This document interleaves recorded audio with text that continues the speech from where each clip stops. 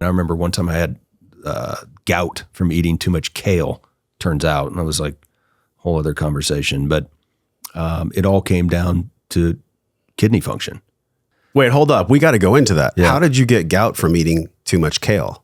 Dude, it's the classic too much of a good thing, right? Like I was going to this smoothie place in New York City, and they were like, you want to add kale? And I'm like, kale's good for you. I'm like, well, hell yes. And I would eat 1 or 2 of these a day.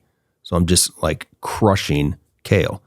And and now there's plenty of people out there that will tell you the oxalates and everything are actually terrible for you, right? And so I'm not picking a side, but I can tell you they were terrible for me. I haven't touched kale since then and have had no issues. Traditionally, gout, right? Like booze, seafood, shellfish, those types of things, never was a problem for me. It was kale. So anyway, like that's so counterintuitive to what people think. Dude, fun fact about kale. I promise we'll get right back to what you're saying. Pizza Hut was the business that was the largest purchaser of kale forever. Right. For garnish. But it wasn't for people to eat. It was for garnish around their salad bar. That's right. Yeah. Kale has always been a decorative vegetable, garnish, not one that you eat. I think that's so wild, dude. Dude, I was like, this is new superfood, and I'm like, yeah, I have a propensity to overdo it. That's why I'm always talking about balance, because it's like, dude, even if kale were something I want to eat, I don't know that I need to eat it twice a day, every day. Sure. Well, you could say the same thing about steak, like all these carnivore people. Totally. That are just mainlining like tomahawk steaks 5 times a day. And they think that they're going to be healthy. Dude, like you can't do something so freaking eccentric forever and think that you're going to find balance. I also don't I was talking to my business partner about this yesterday. Like, how many of those people are really living that life anyway? No doubt. Because having going on and being a creator and influencer where your purpose is, or what you need to do is get viewers and clicks and, and on it goes, that's your living. If you come out and you're like, okay, we eat a balanced meal, like nobody wants to see that shit. They need sensationalism, It needs like, you eat nothing but steak 9 days a week. It's like, is that really what they're doing? Like, they're not eating any vegetables. Or like no Liver fruit. King, where he's like literally chewing on a raw testicle and it's dripping down his beard.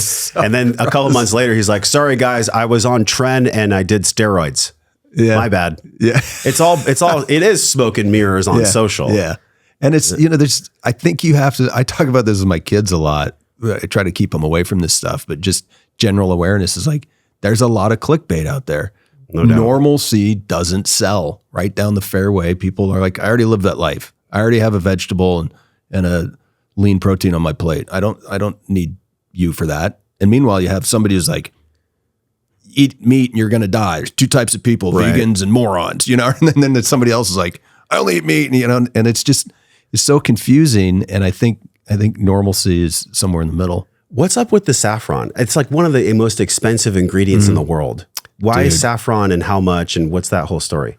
Saffron is amazing because it is 21 times more expensive than any other ingredient in my formula. It's insane. How much is it like per ounce? Do they do it by per ounce? We do it by pound. It's $1,200 a pound. Yo, that sounds like it's more expensive than cocaine. Dude, or maybe I'm wrong. I don't know. I don't buy cocaine. Yeah, I don't either. And I think what's funny is they sell saffron in kilos, because you always hear kilos of cocaine. Okay, yeah. So our kilos are, whatever that math works out to be, $3,100 or something like that. Okay. It's 2.2 pounds in a kilo. Dude, if it weren't that expensive, I'm convinced it would be the #1 supplement in the country, if not the world. How so? Because it is so powerful for sleep and mood. And this isn't just like anecdotally, or, I had a sample size, tried it on my brother and he was in a better mood and slept good that night. So, we're stamping it, which you alluded to earlier, like supplement industry is the Wild West. Mm-hmm. Dude, I mean, it's way more than people know. Like people have some skepticism, but I think if they really knew, it's insane.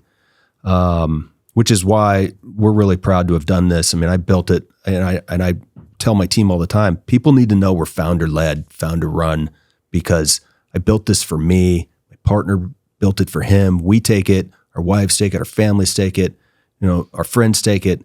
And, it starts with us, because if I'm pixie dusting a little bit in there just to say I have some saffron, but not getting the clinical studies, what's the point? Like, I didn't build this to dupe people. I built it to help me feel good and be well, and then spread that to the world, because I wanted to do something good in the world. I mean, that's why I built this. And I wanted to do something good in the world, for the world.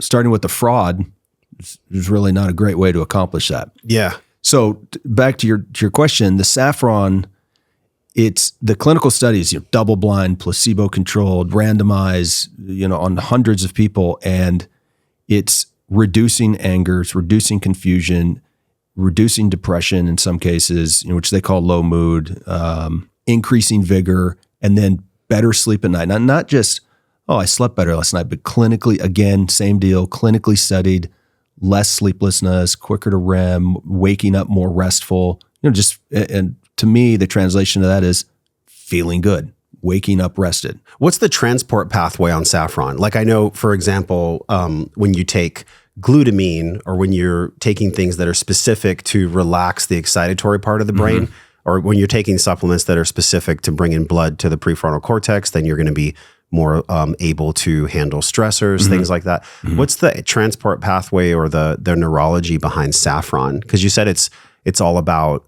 less anger. That's really, and maybe that's a more scientific heavy question for your formulator, but what's that all about? Gut, second brain. And I think that goes back to, just to kind of talk about that. I think people are learning more and more how powerful the gut is. Like, it's second brains, controls the immunity. But you start looking at what always did it for me was GABA, right? So we have GABA in here. I'm a big believer in it. And it doesn't pass the blood-brain barrier. So a lot of people are like, how could it have anything to do with mood, calming, which is what it does, and not pass the blood-brain barrier? It makes no sense, because it's absorbed in the gut. That's how powerful the gut is. A lot of this starts in the gut. Saffron's the same. It's absorbed in the gut and gives you, and yet has this effect on your brain, much like GABA. So I think somebody told me the other day, I heard this, I've talked about this before, it still blows my mind, is there is not a supercomputer powerful enough today, even now, we're talking about AI that's going to take over the world and everything else. There's not a supercomputer around that can compute all of the different variabilities in the gut, right? With all the billions of virus, bacteria, mold, everything that's in there. That's just, I can't get my mind around that. I mean, you think about all those eventualities and our inability, we can create an AI to basically, it's going to take over, the fear is it's going to take over the world, but we can't calculate all the possibilities in the gut. That's how complex it is. And now they're starting to understand that's also how powerful it is. Your brain is driven, not driven, but in conjunction, the gut is not just a receptacle for some food and it just goes on its way. It's saffron, GABA, chief among them. You have these are being absorbed in the gut and through the digestive tract, but having a real meaningful impact on your mood and your brain function. Whoa. If you enjoyed that one you just saw, you will love this one on the screen. Click it and enjoy.